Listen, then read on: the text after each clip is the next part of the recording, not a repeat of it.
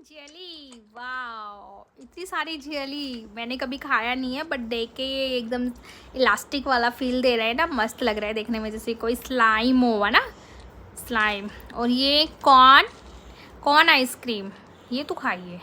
Nutrela chocolate, सबकी पसंद, हर घर की पसंद, विद कॉर्न, वाह, दोनों को एक साथ फिनिश, नाइस।